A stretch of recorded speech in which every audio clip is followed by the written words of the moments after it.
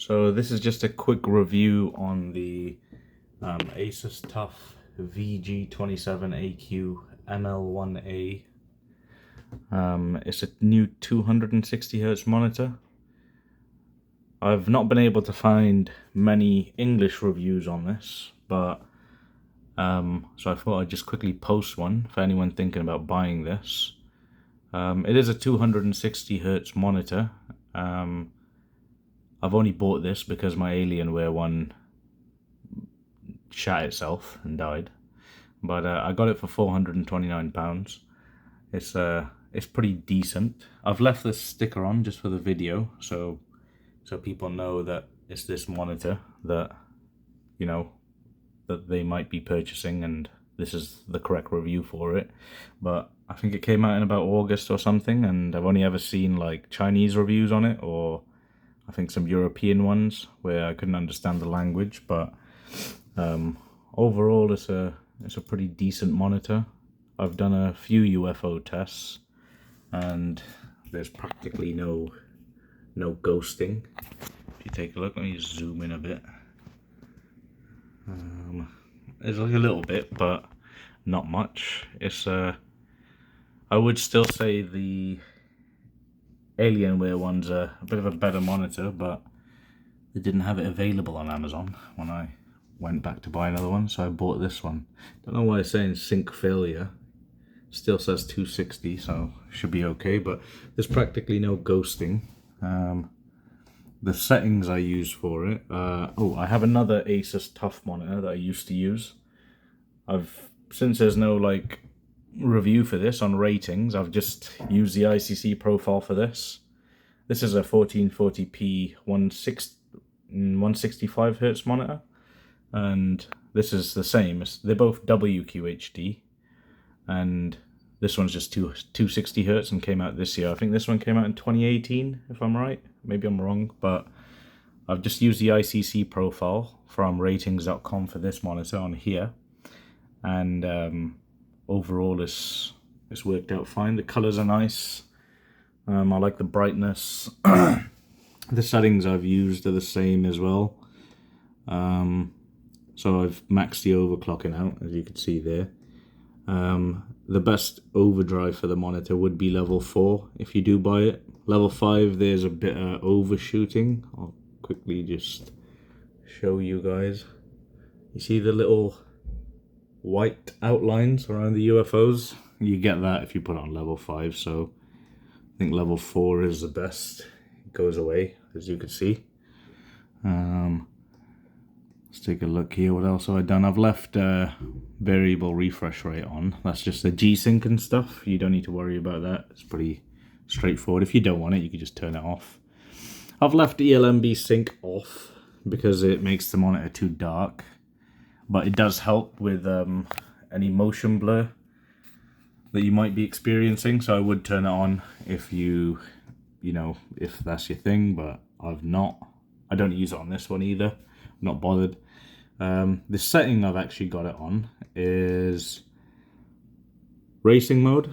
So racing mode on most Asus monitors, and I think some other monitors as well, does have the best latency. Like, there's practically no input lag.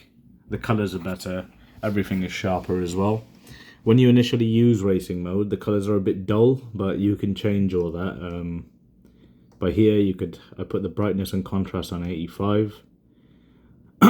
That's just what I like, I guess, but I think it's the best setting.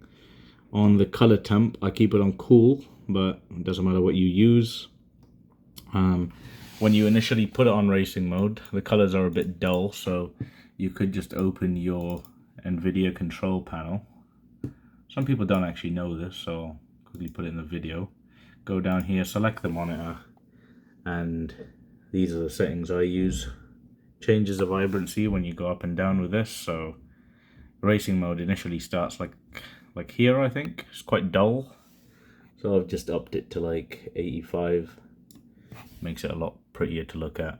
Games are a lot nicer. Maybe 85 is too much for some people, but it's just what I like.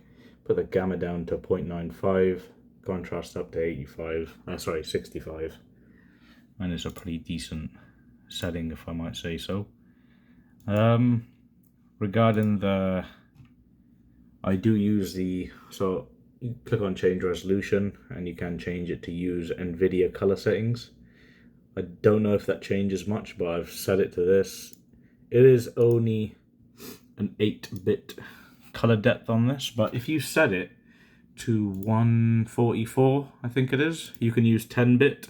So if you don't mind losing the refresh rate, you know, down to 144, if you want 10-bit colors, it'll be a lot nicer. Personally, I don't see the difference. I don't see the point in it, but you know, for all of you who want 10-bit, you have to go down to 144 to use it. So if you go there, I think if I apply it,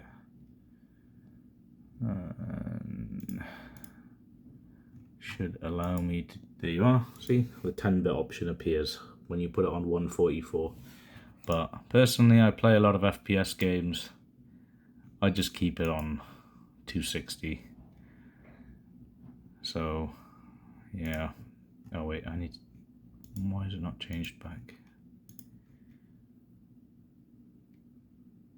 There you are, it's changed back now. But yeah, overall the monitor is pretty good.